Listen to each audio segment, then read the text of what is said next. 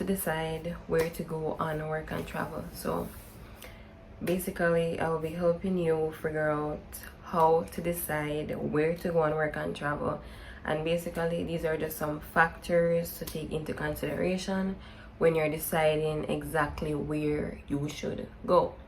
Alright, so basically the first one in helping you decide where you go on work and travel would it be the state. So if you basically want to go somewhere where it's more city-like or like a rural area, so basically it all depends. So with some other jobs, them have jobs in like some states where it's really a countryside, like foreign have countryside too.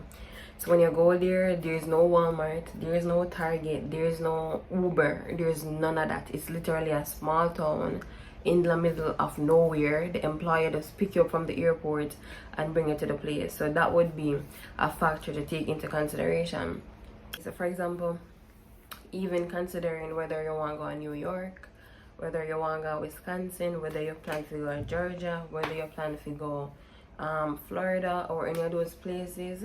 So at least based on my experience, Florida, that state in particular, I don't really see them place students in Florida as much, to be honest, at least from my agency.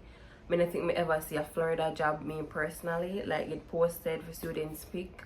So it's not really like a big state that really want people. So basically, yeah, so the whole point of this entire program though is that most of the jobs that they place students in during the summer, these are jobs that actual like American people don't want. Or for example, in like the particular area, because for example where I went, it was a really small town, and basically the town had less than 2,000 people as the population, right? And during the summer the town gets extremely busy because it's like a vacation spot, right? So, and plus it's like a retirement town, so so I mean old people. So during the summer them need people for work in order for the business to make money and all of that stuff. So when we go there, it's like, okay, them bringing immigrants, them bringing temporary workers, which should be we, to help fill the job gap basically, right? Because during the summer the old people, they don't have enough people for work, so it's like the companies over there gonna lose money if them not have people for work, because you need people for work in order to make money. So yeah, basically that's why them take with here, because honestly where me that work over there is like where them put me, then they put me at the cashier. So it's like, for example, them never have enough cashier. Like honestly, when me did here, I think to myself, say anyhow them never did take away how would this business manage, how them would have managed, because them really don't have enough. Especially when I did here, it's like some departments with short staff, and it was like a whole chaos taking place over there, to be honest. So me I say, how this business even manage? But when it's not the summer, it's usually very basically it don't really pack, it don't really busy as much. But you have to take into consideration the city, because it's two places. It's either you're going to the city, which is basically where you're gonna have like Uber and Walmart and them something there, or you're going to the countryside, right?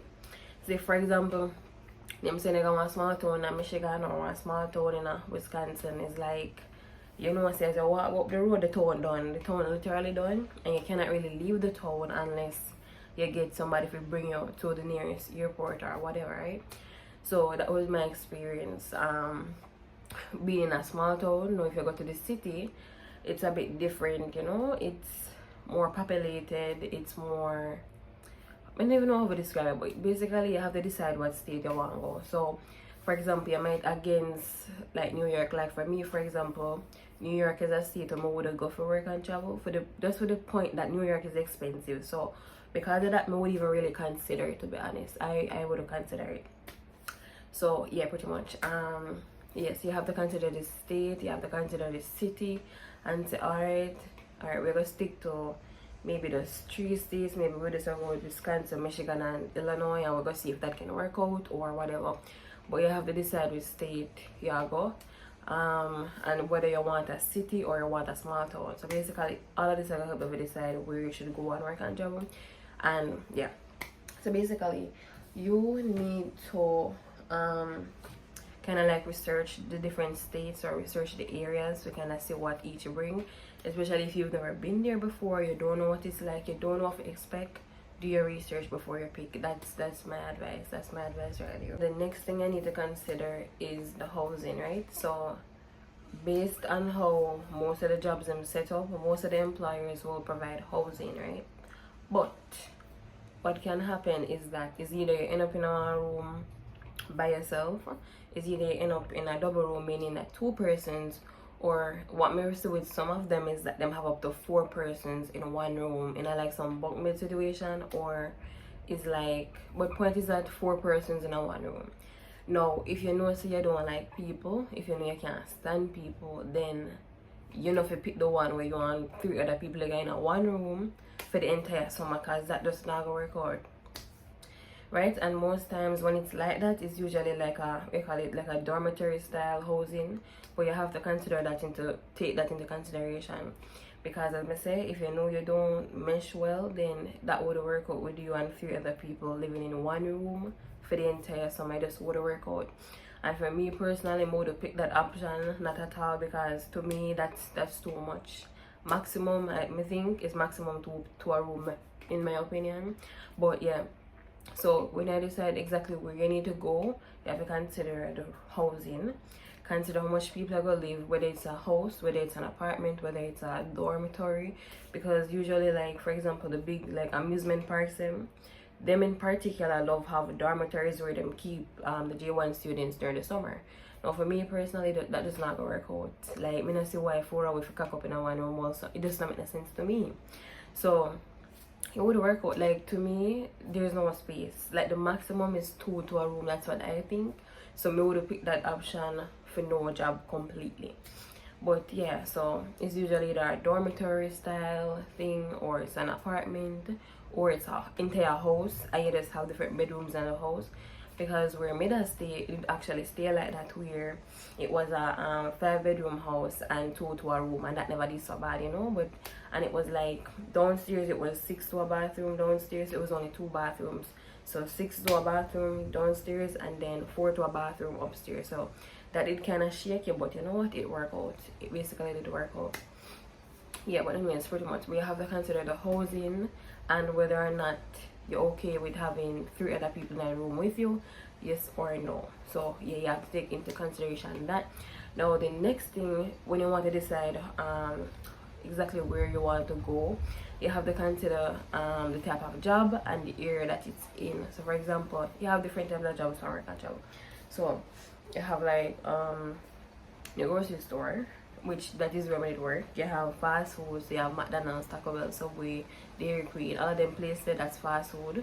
You have housekeeping, you have being a waitress, so for example like a restaurant or something, that not bad either. You have ride operators, so for example if you go amusement park, water park, anything like that, you gotta have rides. So ride operator. Yeah, but basically those are just some options, and Mr. Housekeeping already here. So yeah, or you can work in the deli, freezer, all of them something there in the grocery store, yeah. But basically, based on the type of job that you want, like for me personally, I would pick a job where I would pick a housekeeping job, because me just know say me and the dust just wouldn't mesh well. So it just like, I would not even consider it completely. Me just roll it out like completely, no housekeeping. So wherever the job is, more than likely you end up in that area wherever the job is. So for example, you did want to go to New York, then the job where you want then in New York and in maybe South Carolina, then I guess you go to South Carolina. So all of these stuff will help you decide where exactly you're going.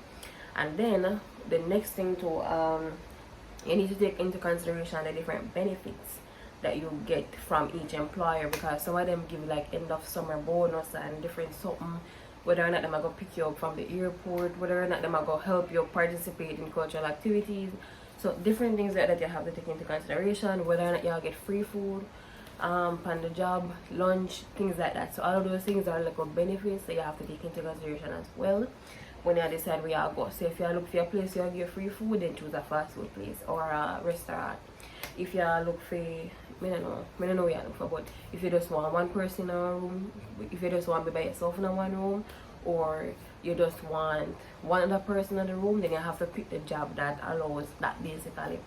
But basically these are just some factors or some things that can help you decide exactly where you should go or where you can go, basically based on these things. So just be careful of the area, the location, consider the state, consider the job, consider the employer, read the job offer, all of them stuff there when you're picking a job, basically. So you have to consider everything. Consider the housing, the rent, if you rent too high, all of them stuff there. So all of these stuff will help you decide exactly where you're going on work and travel. Anyway, so basically all those stuff will help you decide exactly where you should go. So you just take everything into consideration to decide exactly where you should go. Now there's also the work and travel playlist, the work and travel series. So basically I have 2023, 2024. All of them, I'll put them down below, basically, but pretty much that's just a summary of how to decide exactly where you should go for work and travel, basically. So anyways, that's the end of this video.